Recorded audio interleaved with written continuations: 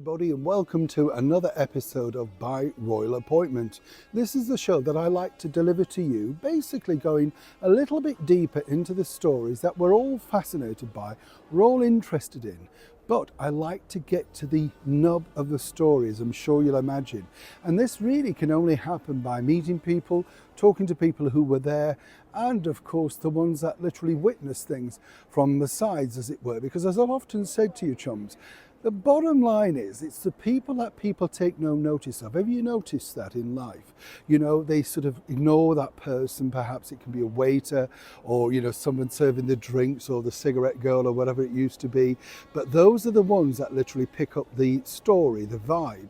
And I know this from my time in the celebrity world, and still even today, you know, the people that come up to the table, the waiters, particularly in those very exclusive and expensive restaurants, are normally all on tip offers from the major celebrity magazines, newspapers, digital platforms, who will say, we had X person in today and he was talking about not feeling very well, or she's planning a divorce, or, you know, this is where the stories come from.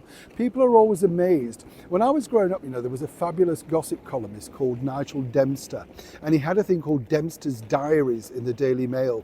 And it was one of those things where I just thought it was terrific, because there was somebody being allowed to dine and, you know, live the high life at the expense of others, basically going to these fancy restaurants and seeing who he could spot. He was never salacious or unkind. He was just sort of saying, I heard this, or there was a whisper about that, and, you know, the sort of thing. And this is the whole point of By Royal Appointment, you know. There's no confidential, there's no closed palace doors. It literally is what I find out about certain stories. Now, this particular story, I wanted to go, oh, we haven't had a wave, sorry, nice to see you, and thank you so much for taking the time out for joining me on this extended version, because I know everybody's busy, and I know that it's hard to take it on board sometimes, because you look and think, wow. But as I say, these stories are very much well worth having a delve into. People know one of the things that really, well, how can I put this nicely? Prince William, he has no time for Meghan Markle, and who can blame him? You know, I mean, there are not many people now do have much time for Meghan Markle, all brought on by herself, in fact, seemingly because she can't stick to the plot, she doesn't know what story's what, and also exposing herself on every sort of corner, as it were. I think the problem with her is that she feels that people just won't remember, or beguiled by her beauty, that, well, suddenly that won't be a problem. That was truly the way that she felt with Prince William. She felt that she could turn William's head. And the bottom line was, she felt this had worked before. And it would have done. In the world of celebrity, let me tell you, you know, if you go into somewhere and somebody's a climbing, aspiring actor or actress, and they're good looking, these producers, etc., will certainly do favours. But the other side of the coin is Prince William is very savvy, all thanks to the brilliant late monarch Queen Elizabeth. He could spot, Meghan's own words, a fraud when he saw one, as it were. But the turning point really that upset him, and I can understand this, as many people realised, was the now infamous battle between the bridesmaid dresses and, of course, Princess Charlotte at her wedding, Meghan's wedding, the spectacle, you know. And isn't it funny, have you noticed this, chums, how she's now offering the wedding makeup? But apparently this was a spectacle that really, oh, she could have done without it, you know. But the minute there's a sort of nickel to be made, or a dollar, suddenly you can get the makeup that she wore on this spectacle day. You see how this works. Tissue upon tissue of lies. I feel a bit sorry for that Daniel guy. He's clearly a people pleaser and wanting to become friends with what he thinks is somebody influential. It's only a matter of time, Danny boy. But what's interesting is this, you see, as I said, there was a battle going on. And the turning point for Prince William in that battle, not just about the bridesmaid dresses, but the whole thing, was the fact that, you know, he saw this text. And this text was to Catherine, who was then, of course, the Duchess of Cambridge. And she was very upset because she'd been there. She'd been down the bridesmaid route, she understood it, and she tried on numerous occasions to connect. She'd sussed that if she crossed Meghan, she would be portrayed as a nasty individual who was just upsetting the bride on a very delicate time. And Meghan utilised that, weaponised it for her own, you know, whatever, to decide to do this. The text basically said, well, can't you do what all the other mums are doing? Other mums, right? I mean, this is Catherine, would be, of course, in the fullness of time, our queen. She's not just some other mum.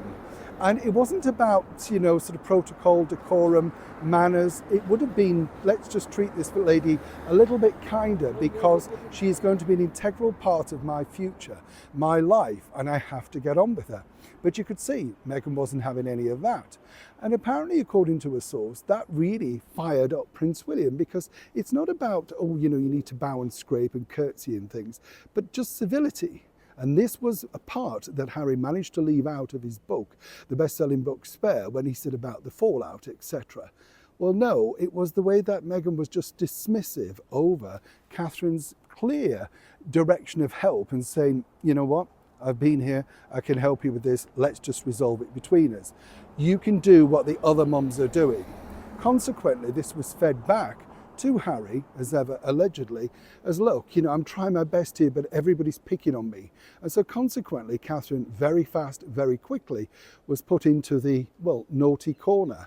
And this was one that she was never truly going to escape.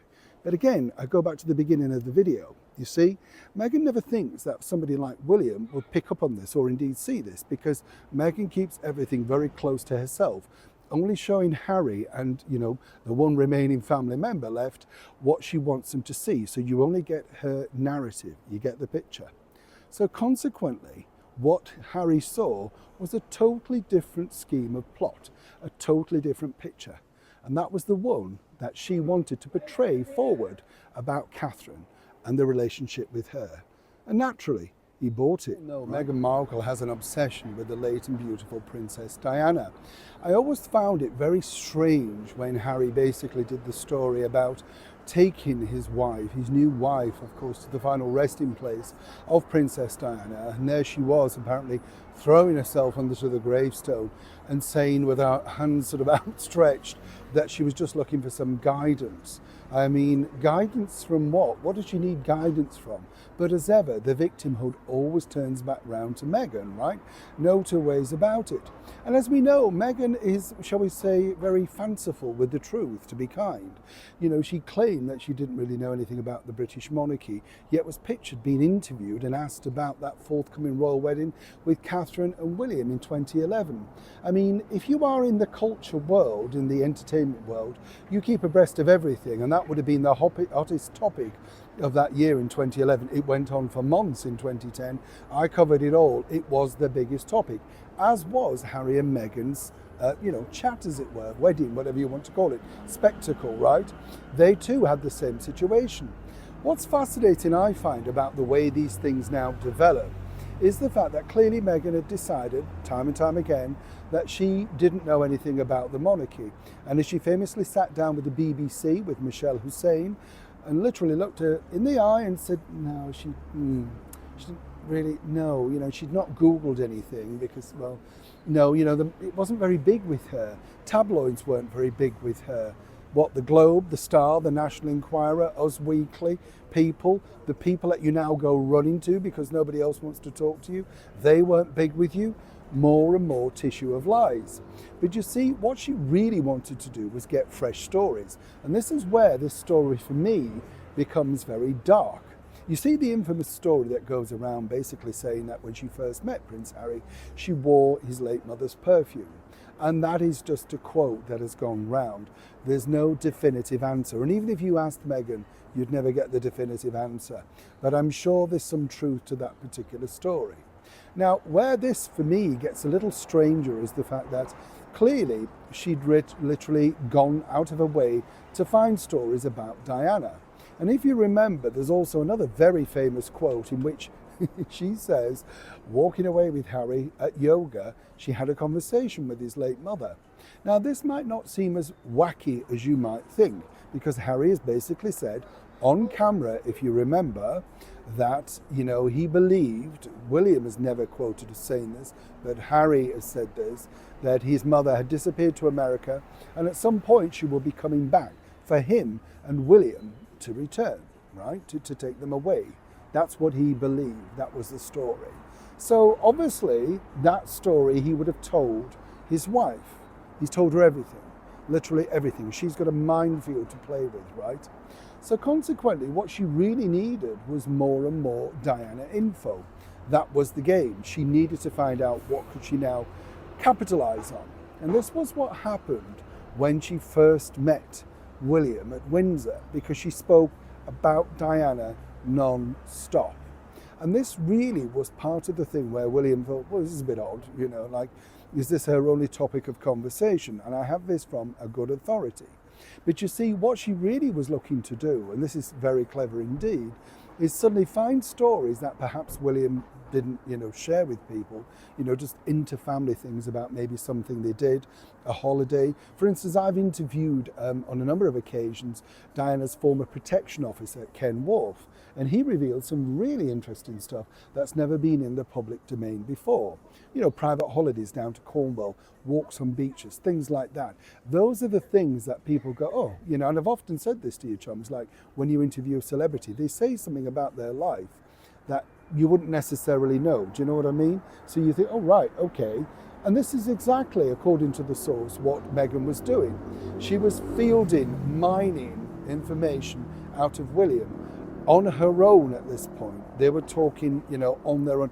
People in the room, but she was detailing this because she wanted, in my opinion, and I have to say my opinion, to go back to Harry with these bon mots that perhaps only Diana could have told her, the way that she told it in the yoga. You get the picture. And so consequently, William very astutely picked up on this and thought, well, this is, why? And apparently, when William tried to deviate this sort of conversation back to Meghan about her upbringing, her family, she didn't present herself as the way that she did further down the line. She said it was very happy, her father was successful, he'd won awards, she absolutely adored him. She painted a totally different fabric of story to the one that then was latterly put out on the Oprah Winfrey and Netflix series, you see? But he planted a story with her that was totally fictitious, one that came back literally to his ears. And so he knew that this is what she was doing. And this is the problem, you see, with Meghan, because she felt that she could twist this around and think, okay, I will get this information, present it back to, of course, Harry. Like, how could I know this? Why would I know that? And so consequently, William had already done this. But by this point, it was an unstoppable force. She knew that Harry was going to, fall for her, marry her, and all of that sort of stuff. And William had to step back and let this work out. Now, what you saw on that wedding day, when the Queen was looking very upset in the pew, as you can imagine, was a woman who literally just couldn't take much more. She tried her very best to slow the situation down. But then this happened with the Queen and the Duke of Edinburgh. Let me explain. You know this, but when you invite royalty, it's a very detailed thing. You have to sort of say what time they're going to be arriving, what time will they be departing, who's speaking, how long for. There's a lot of detail goes into it. And as I've said to you before, I've worked on big events, big royal events in hotels like the Savoy, alongside the Princess Royal, Princess Anne. And, she brought, for instance, her own food in. Not because she didn't like the Savoys, but because this is what she wants to eat, and she likes it cooked a certain way. And so consequently, she travelled with that in a cool bag. People might think that's odd. I would do the same thing, wouldn't you, if you're a bit concerned about they put too much cream on or you don't want to offend the chef. The sort of thing I mean. But of course, when you're dealing with somebody like the monarch, whether this be King Charles now or indeed the late Queen Elizabeth II, you have to take in a lot of things. Not because they're being diva-ish, difficult, demanding, but also look at the ages of these people, How long will you have them standing around? I mean, I remember covering the Diamond Jubilee, and I felt so sorry for the Duke of Edinburgh and the Queen on a very cold barge up and down the Thames. I mean, awful when you think about it, right? Because they're freezing, but they were doing their duty. And then, of course, the Duke of Edinburgh got a terrible cold, and he was out of action for a long time. But he didn't want to leave Cabbage, as he called her, on her own to do that, so he stuck by her. Now, the similar thing happened with Meghan and Harry at their wedding. You see, Meghan kept changing her mind about certain things, what she was doing, what she wasn't doing, who was invited, who wasn't. And as I've told you on numerous videos, what was also fascinating was the Queen was pushing hard for Meghan to increase her level of guest. But the only guest that Meghan was interested in were that of celebrities like Oprah Winfrey, the cast of Suits, people like that, George Clooney. She squealed with delight when these people said yes. Not family members. No. So she lied to her niece, I think it is, by saying they disinvited her. Absolute 100% rubbish. Those pews where her mother was sitting, she could have easily sat with them. So if that woman believes that story, then she's clearly denser than anybody could have put her on the earth for, because it's there. You could have attended. It wasn't the Queen or the family or the royals or the courtiers that disinvited you. Go figure and work that out yourself, right? But the bigger issue was with Meghan and Harry. As we all remember, the pastor who spoke at great length during the wedding was an arduous task. I mean, there's no two ways about it. It was wonderful. I thought it was nice what he was saying, but it did go on. And the bottom line was that they kept asking, how long will the Duke of Edinburgh be sat? Because he was going through a lot of pain. But he was determined to turn up for that wedding for Prince Harry. A lot of speculation, people forget this, around that at that moment. Could he do it? Couldn't he do it? Would he be able to? That sort of stuff. But he did it because he cared. But you see, what they really wanted to know, and this is important here, is, well, how long would he be seated because of the obvious things? Do you know what I'm saying, chums? And consequently, nobody could give them a time. Now, you have these people in very elderly years sitting there for a long duration, and they have no idea when this guy's going to end. They have no idea when the choir's going to start and finish. The timings were never really finalized. And that's why the wedding went on longer than most people anticipated. Now, when you think about it, wouldn't it have been a kind gesture from the bride-to-be, who have been welcomed into the family and already been on the royal train, already been invited for Christmas, done all the nice things that normally are not afforded to someone like that? Wouldn't that have been kind to just say, actually, we'll try and trim this down because there are some elderly people here that, maybe need to do something or disappear or have a rest or whatever. Nothing. No. This was Meghan's day. And if you're in any doubt of that, think about this. Meghan originally didn't necessarily even want the Prince of Wales to walk her down the aisle. She felt independently, maybe second time around as the wedding queen, that she could wander down. But they said, this will look bad. You really do need somebody next to you. So, as I told you before, Harry was sent to ask on her behalf. There was never a moment really where Meghan went up and said, I'm so grateful for this, I'm so kind, or whatever, what you did. It was kind of, well, if you want to do it type of thing. Harry was delighted, obviously, to be able to find somebody to step in for the, unavailable now father. Some people suggest, of course, that it was a relief for Meghan that her father couldn't attend. He wasn't the imagery that she wanted to project. She wasn't bothered about the royals. No, it was more the new people, the new chums that she was cultivating, the Oprah Winfreys, the George Clooneys, the people that she'd hoped. The bigger guest list was phenomenal. You'd be amazed at the people that were, on the original list.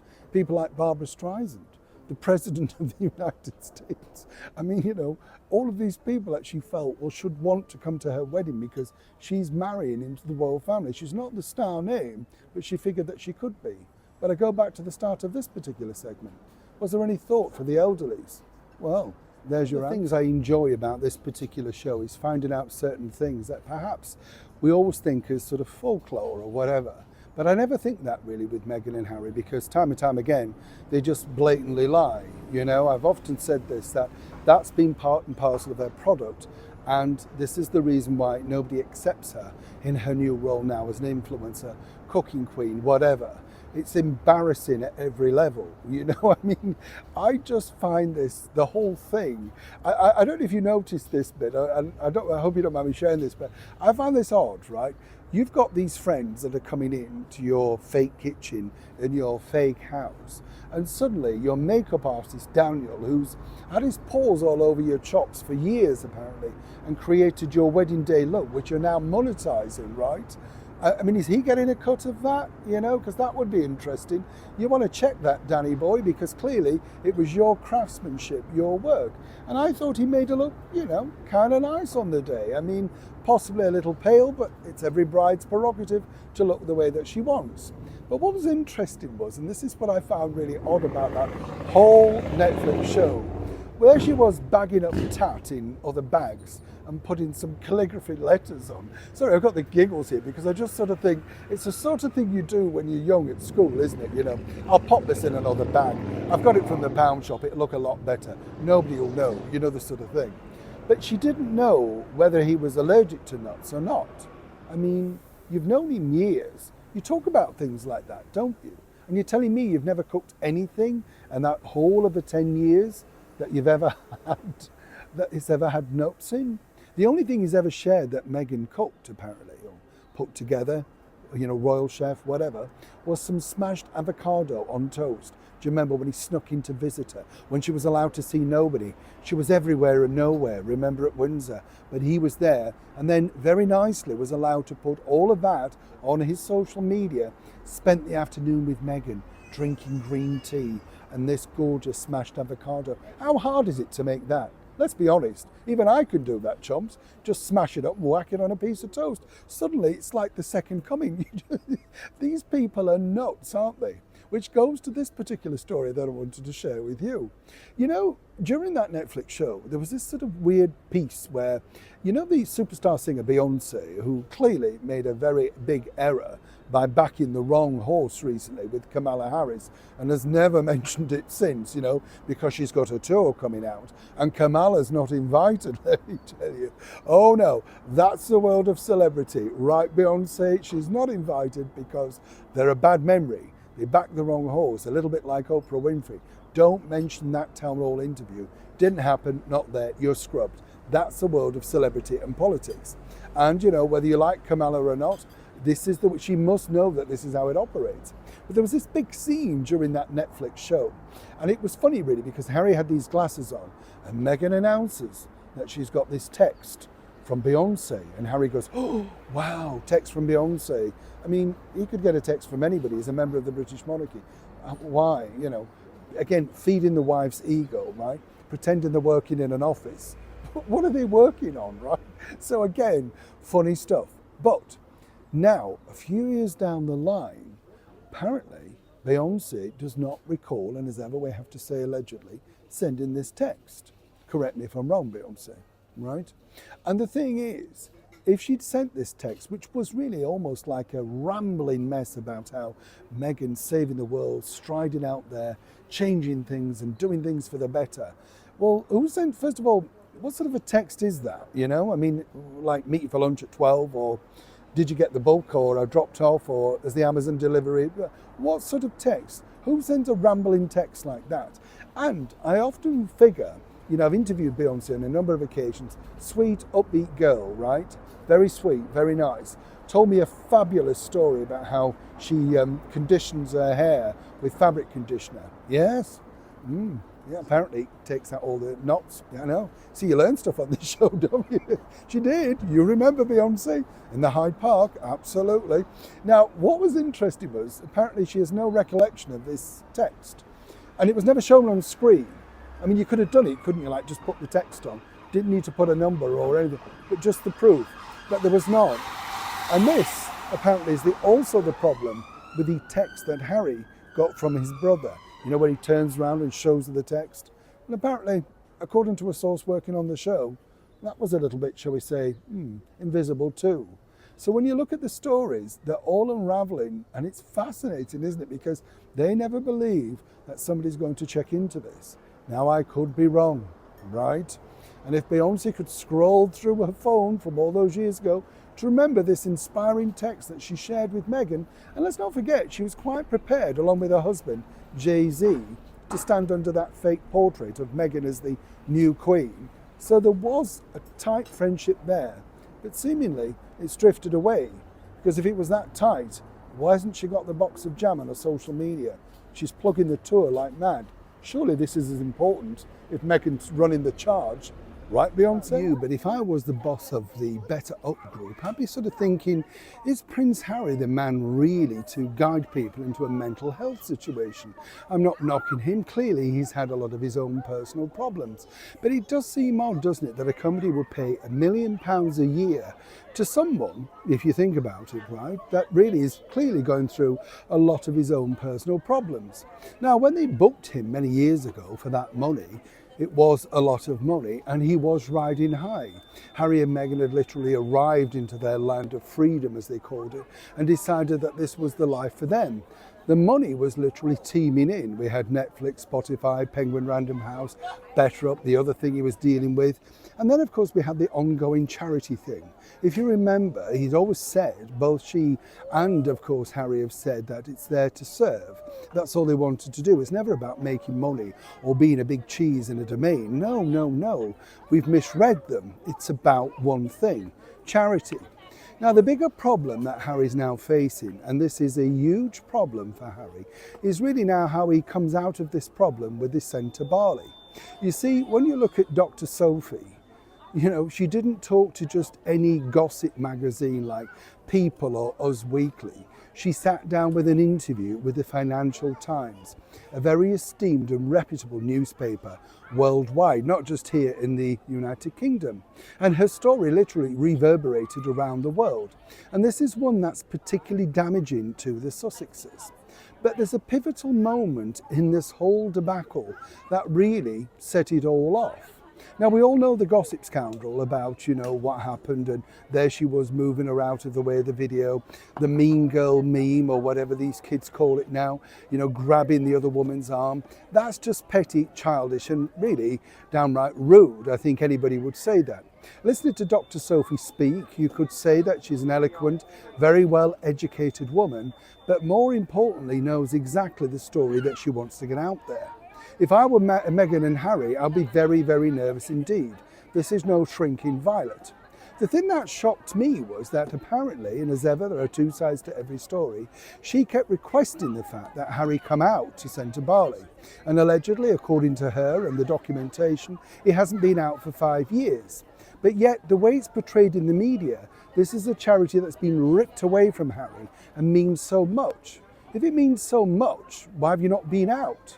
I mean, go figure the other side of the coin. You look at Madonna, who's literally ridiculed all the time, but makes frequent visits back with the children that she adopted from Malawi, you know, to take them back to their homeland, to show them this is the thing. She's invested in the area. She's built things, you know, it's not for gain or whatever. She's simply doing it because she realizes that this is their heritage. This is what it's about.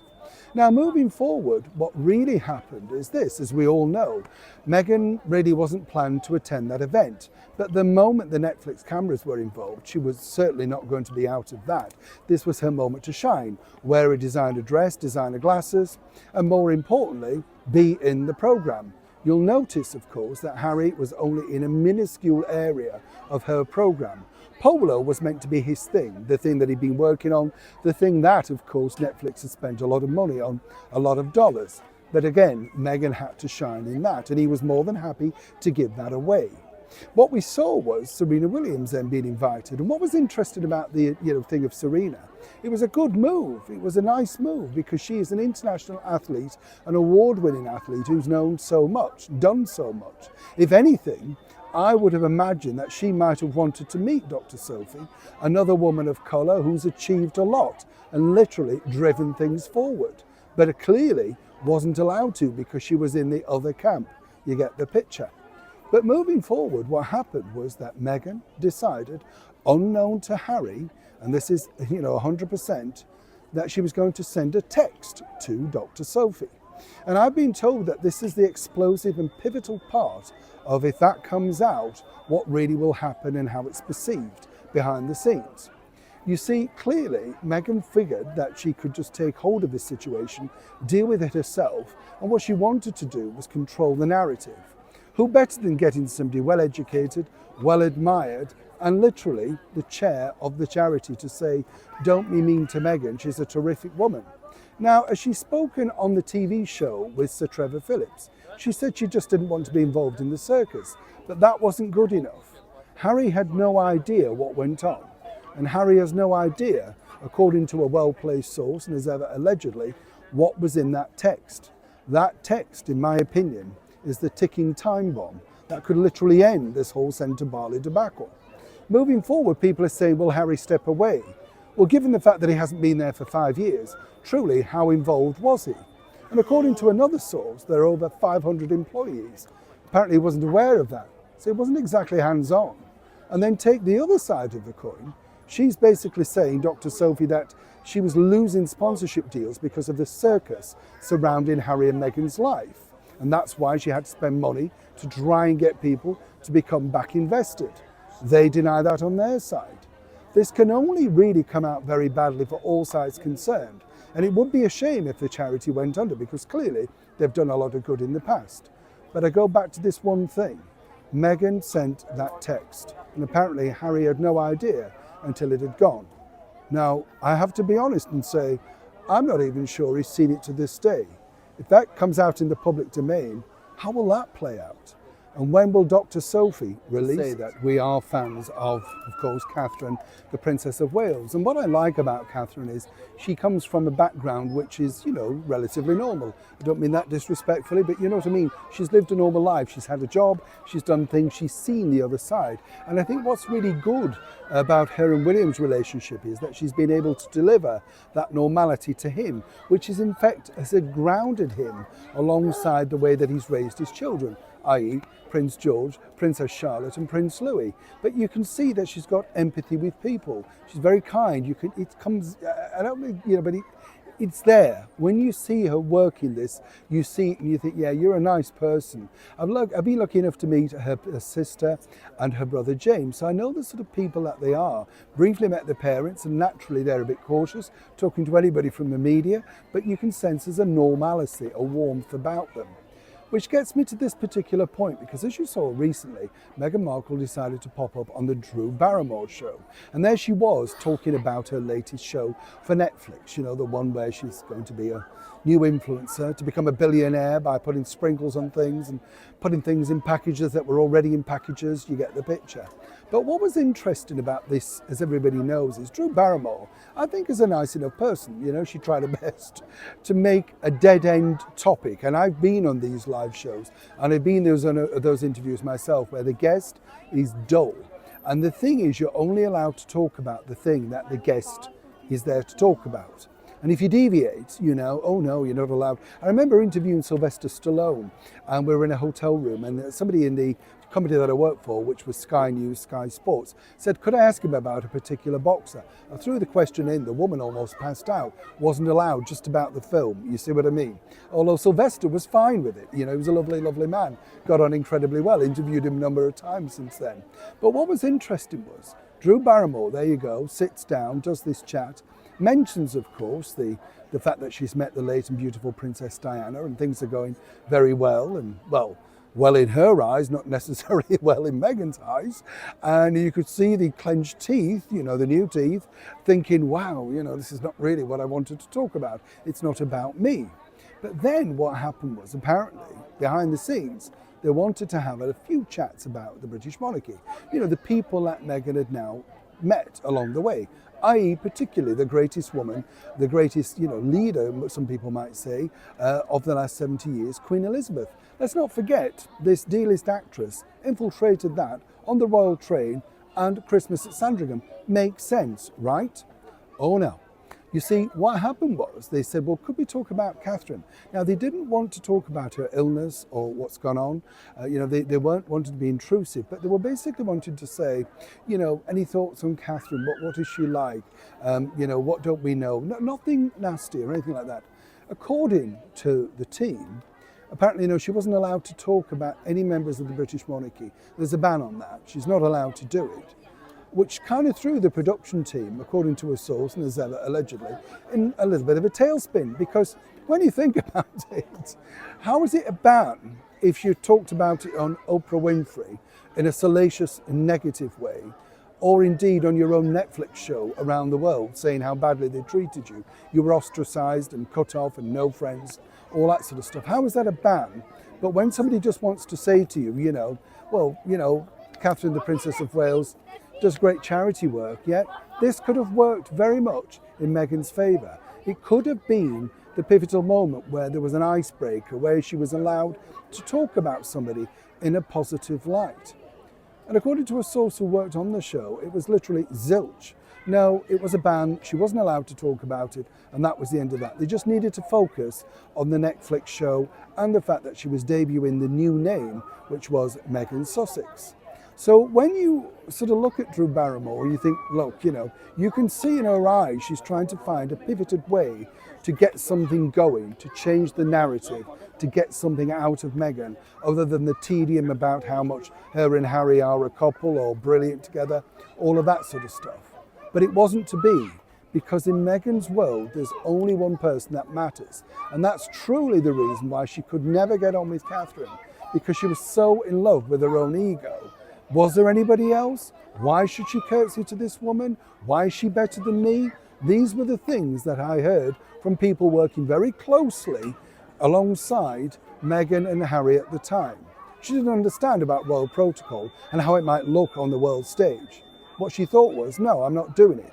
So she certainly wasn't going to throw any pleasantries about Catherine, William, or indeed any members of her former family that she loved so much and was a part of for a short second. Oh no, not even to try and sell and make herself look a little bit more warmer on camera, even on the Drew Barrymore show. Thank you so much as ever for joining me for this latest edition of By Royal Appointment. And as ever, if you could possibly like, share and comment respectfully. And tell your chums about it if you've enjoyed the show. If you haven't, keep it between you and I don't mind.